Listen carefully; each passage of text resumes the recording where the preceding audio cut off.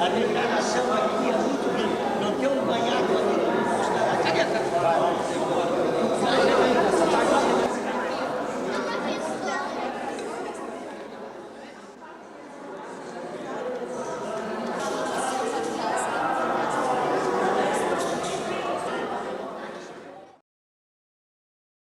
Bem, eu nasci numa cidadezinha pesqueira do estado de São Paulo, chama-se Guape. E é uma cidade que até hoje vive em grande parte da pesca da manjuba, que é uma espécie de sardinha que dá na safra de outubro a abril e que emprega uma porcentagem grande da mão de obra local. Essa pesca ela é muito flutuante, tem anos que os cardumes de manjuba aparecem em maior proporção, outros anos menor, mas eu, quando criança, sempre observei essas atividades pesqueiras, né? O caiçara na canoa, o caiçara jogando a rede, e isso me marcou. E eu, quando fiz Ciências Sociais na Universidade de São Paulo, eu tive a oportunidade de trabalhar com Paulo Freire, numa dessas campanhas de alfabetização, e escolhi também uma comunidade de pescadores, que é aquela que talvez eu conhecesse melhor. E já por essa época, eu comecei a me interessar mais sistematicamente em conhecer esses pescadores. E quando eu tive que sair de São Paulo, também por perseguição militar, eu me refugiei numa cidadezinha minúscula ao norte de São Luís, entre São Luís e Belém, e comecei a trabalhar num projeto de cooperativa de pescadores. Isso já era também 69. E quando eu terminei naquele ano a graduação de Ciências Sociais, eu logo comecei a trabalhar numa agência de desenvolvimento estadual que cuidava do litoral. E a minha história, então, de uma ou outra forma, sempre se ligou a atividades costeiras, não necessariamente pesca, podia ser agricultura litorânea, depois turismo. Bom, depois eu trabalhei, fiz meu doutorado em Paris, também outra vez acabei estudando essas relações entre sociedade e mar, do ponto de vista de etnodesenvolvimento, do ecodesenvolvimento. Eu me formei com o professor Nancy Sachs. E então, quer dizer, a pesca sempre, num momento ou outro da minha vida acadêmica e profissional, entrou, né?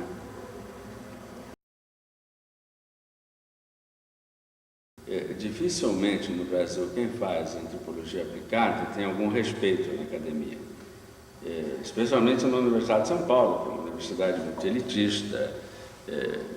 Na antropologia, a sociologia é uma universidade, digamos, que forma teóricos, né? E isso me obrigou a também reforçar os meus estudos de teoria. Quer dizer, uma parte do que eu faço é realmente teoria, né? Mas eu nunca deixei, em primeiro lugar, de pesquisar, de fazer pesquisa de campo. Eu até hoje, qualquer coisa que me interessa, eu acabo entrevistando alguém, né? Relativo, no caso, à pesca ou à questão de conservação da natureza. O que eu faço hoje talvez mais teoria do que prática, né? Eu tenho alunos, estudantes que acabam fazendo a parte mais prática, mas eu nunca abandonei essa necessidade, de um lado, de me vincular a processos de conflitos sociais, né? E tentar dar a minha colaboração, como também manter sempre uma atividade, digamos, de pesquisa de campo, né, que eu ainda faço pessoalmente. Quer dizer, eu não abandonei o campo porque eu acho que é aí que a gente acaba aprendendo, né? Se a gente olha a tradição marítima, o que eu chamo de maritimidade, né, quer dizer, esse resultado das práticas simbólicas, culturais, econômicas, que o pescador mantém com o mar, a gente percebe que existem dois focos de formação dessa maritimidade no Brasil. Pelo menos dois focos importantes. Uma é a vinda de pescadores portugueses e espanhóis para o Rio de Janeiro no começo do século XX, 1908, 10. E eles tinham, na verdade, uma grande tradição marítima. Eram pessoas da Galícia, pescadores de Ceira, e que, na verdade, introduziram a grande parte das artes de pesca que nós conhecemos hoje no Brasil. Introduziram, de um lado, o troll, o arrastão, e, de outro lado, introduziram a pesca a pesca da traineira, da traina, a rede se chama traina, para a sardinha. Então, eles nessas pescas começaram a contratar pescadores artesanais, que antes de fato só conheciam a pesca de praia. Então, essa tradição ela foi se acumulando no caso do Rio de Janeiro, né? E você tem, na verdade, através dessa pesca, o início de uma tradição marítima muito clara. Sem falar, por exemplo, se a gente fosse para o Nordeste, teríamos que falar dos jangadeiros, mas no caso aqui do Sudeste, uma é essa tradição introduzida pelos espanhóis e portugueses. E o outro caso é Santa Catarina. Santa Catarina é interessante, porque você tem toda a razão.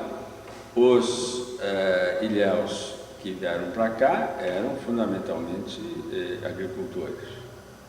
No entanto, a partir da década de 40, quando a economia urbana se instalou aqui no litoral de Santa Catarina, eles começaram a pescar para venda. Antes eles pescavam para subsistência. Por quê? Porque eles precisavam comprar coisas no comércio, produtos industrializados, e como a agricultura sempre implica numa espera da colheita, a pesca tem um rendimento monetário imediato, né? Então, já a partir da década de 40, nós temos um início de uma tradição marítima forçada, porque os açorianos começaram a perder suas terras, houve início de uma especulação imobiliária, mas uma urbanização. Então, a gente pode dizer que essa tradição catarinense de pesca começou a se formar na década de 50, e os açorianos dispunham, por exemplo, que eu acho da embarcação mais marinheira desse país, né? Que é a baleeira. A baleeira ela é feita de tábuas superpostas, né? E a proa e a popa são semelhantes, isso são afinadas e altas. Então pode pegar o mar de qualquer lado, mas provavelmente a melhor embarcação do Sudeste é para os mares agitados que existem por aqui, né? Então, com essa embarcação, ele começou a expandir a sua área de pesca. Já desde os anos 50, eles estavam no litoral sul de São Paulo e vinham de baleeira. Nessa época também, começaram a surgir aqui em Santa Catarina os primeiros motores de centro, o Stoll e outros que eram fabricados aqui, né? Isso possibilitou ao pescador catarinense ter uma área de ação muito maior. E a tradição pesqueira se faz pela prática, né? Então, quando surgiu a pesca industrial e que esses pescadores artesanais, que já também não tinham muito peixe nas suas costas por várias razões, poluição, um pouco de sobrepesca, pesca industrial e assim por diante, eles embarcaram, né, nas traineiras, nos trawlers, e se mandaram para essa costa brasileira inteira. Tanto que hoje você encontra os únicos marinheiros que eu acho que entendem de pesca, que estão no porto de Belém, são catarinas.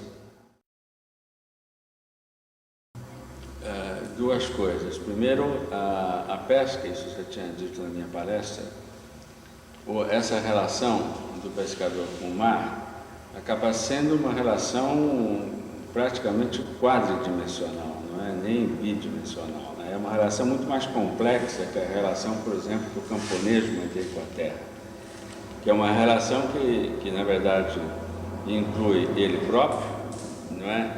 O campo que ele trabalha e o céu. Ele espera chuva, espera sol e assim por diante. Quer dizer, e claro que tem também uma relação com o sobrenatural, né? Através da simbologia, dos mitos, das festas e assim por diante.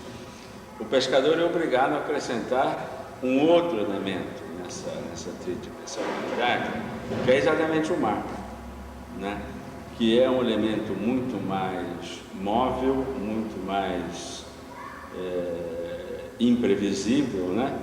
E isso faz com que o pescador desenvolva mecanismos de conhecer esse mar, porque se ele não conhecer, ele vai morrer no mar. Isso não tem, qualquer pescador sabe disso. Quer dizer, se ele não souber interpretar os indícios da natureza, a primeira vítima é ele. Quer dizer, ele pode interpretar esses indícios da natureza, sei lá, o voo de um pássaro, a cor do mar, o vento, diversos tipos de vento, e ele combina essas variáveis para poder prever o tempo.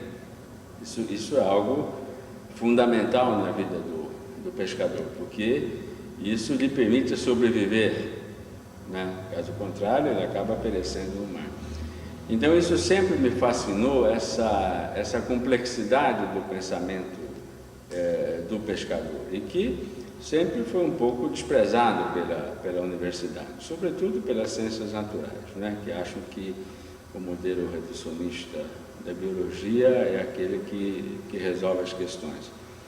Mas, por outro lado, na verdade, não existe um oceanógrafo que não tenha pego um pescador como guia, mestre nos mares. E a soberba humana faz muitas vezes com que esses mestres sejam esquecidos nas teses. É muito raro você ver, pelo menos no passado recente, um agradecimento a quem forneceu os caminhos, né, de como conhecer o mar.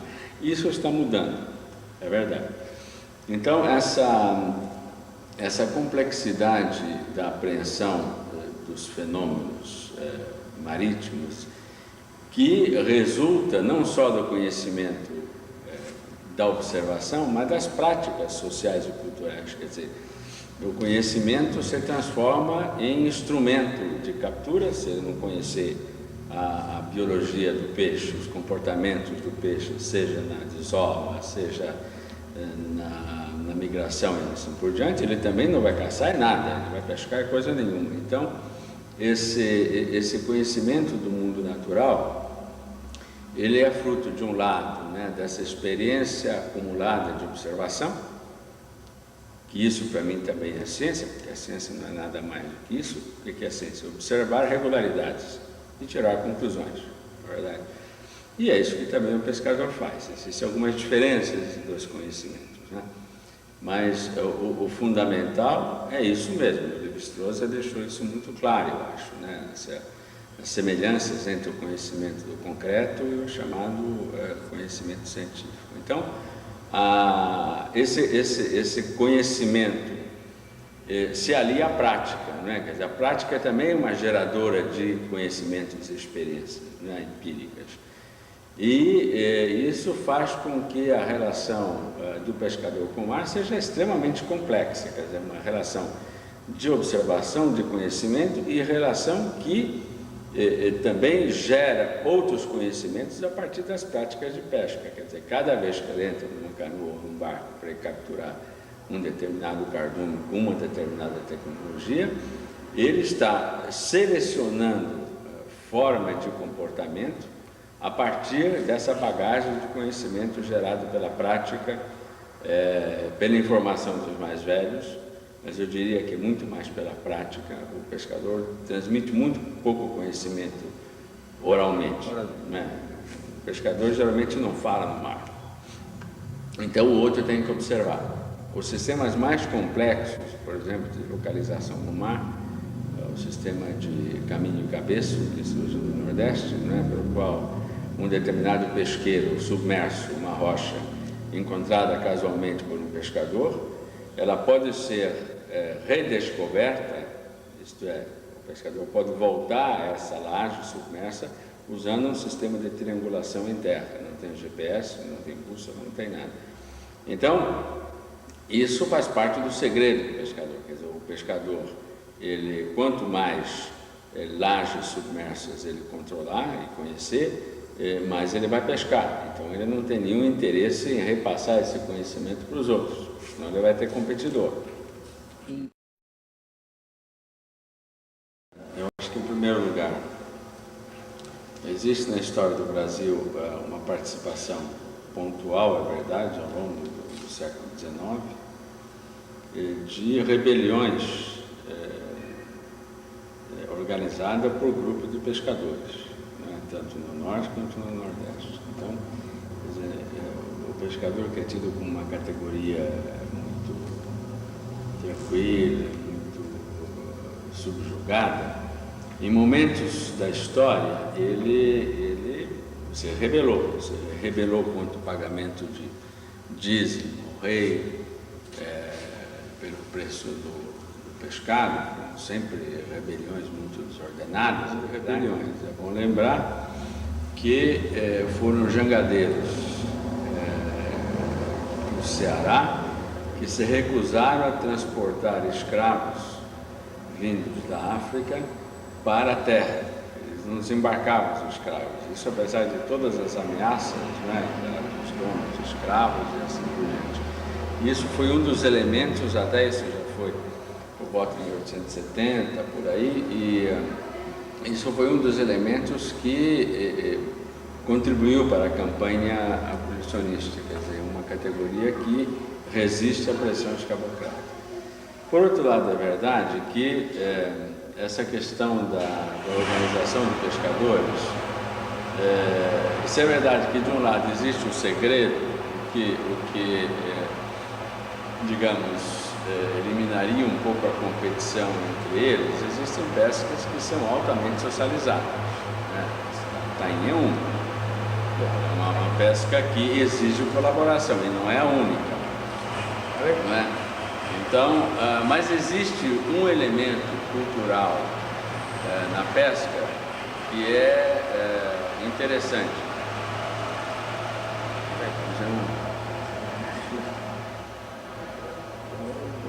Que é um elemento cultural interessante. Eu acho que isso é um elemento, um traço cultural que caracteriza os pescadores praticamente do mundo inteiro. O pescador, ele considera que a atividade dele é capturar o peixe. Ele busca o peixe e deixa na praia, o que já é um trabalho fantástico, penoso. E, historicamente, ou era a mulher que comercializava, que é muito comum na África, mas também existe no Brasil. Na África é muito comum. Ou ele deixa para um indivíduo mais especializado, que é o pombeiro, o atravessador e assim por diante. E é aí que está a ruína dele, quer dizer, ele é explorado. As experiências cooperativas no Brasil foram muito desastrosas na área da pesca. Praticamente eu não conheço nenhuma cooperativa que funcione como cooperativa de pesca que tenha sobrevivido muito tempo, por várias razões. Uma também é que essa característica de extrativista, não é, faz com que uma sociedade baseada na oralidade, uma grande parte deles são analfabetos, né, dificulta qualquer administração cooperativista, né, o que também é complicado. Quer dizer, eu acho que nós precisaríamos pensar em outras formas, talvez, de organização, no qual ele tivesse um pouco mais de liberdade. Eu vou contar um caso de uma experiência nossa que ilustra essa ambiguidade da posição do pescador enquanto administrador, né, de uma cooperativa ou de uma pequena empresa, assim por diante. Uma experiência que tivemos com o cultivo de ostra no sul de São Paulo, e eles conseguiram passar do extrativismo de mangue a essa cooperativa de ostra, começaram a ganhar dinheiro, né? E aí contrataram um administrador, que era um técnico também em informática. Então, qualquer informação que o Conselho da Cooperativa, constituído pelos pescadores, pedia a esse administrador, ele dizia: está no computador. O computador, como um símbolo da modernidade, passava a ser também o símbolo da competência e da honestidade. Quer dizer, os dados estão no computador, os lucros deles estavam no computador. Na verdade, quando a gente fez uma auditoria, a gente percebeu que o administrador estava roubando descaradamente, não pagava de volta o que vendia. Talvez não existe uma ligação direta entre as formas de pesca e o atrelamento ao mercado. Também porque na nossa sociedade, até muito recentemente, existe uma dependência enorme entre o pescador e o atravessador, porque o atravessador financia o pescador em momentos difíceis, né? Nasce o filho, ele não tem dinheiro, ele vai lá, pega o adiantamento para o atravessador, ele precisa levar alguém ao hospital, é o atravessador que tem um carro. Então é um sistema de compadrio extremamente complicado para você desorganizar, quer dizer, e eles têm muito medo, como eles vivem numa situação de quase subsistência.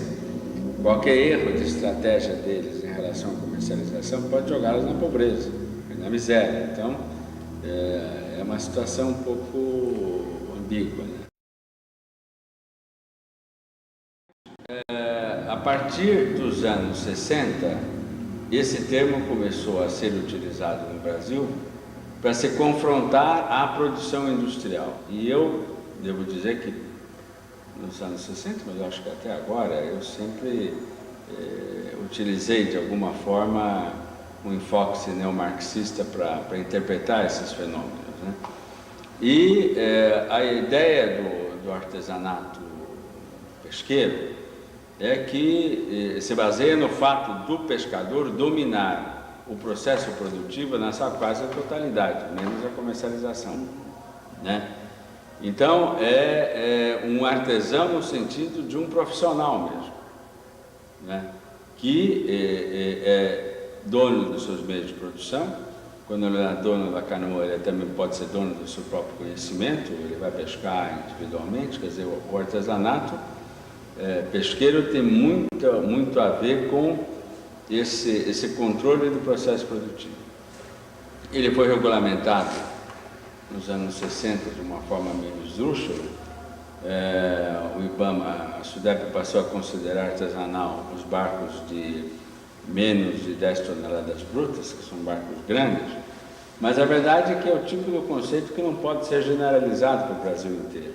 Na verdade, tem áreas que determinado tipo de pesca, uns chamam de artesanal, outros chamam de semi-industrial, ou semi-artesanal, semi-industrial.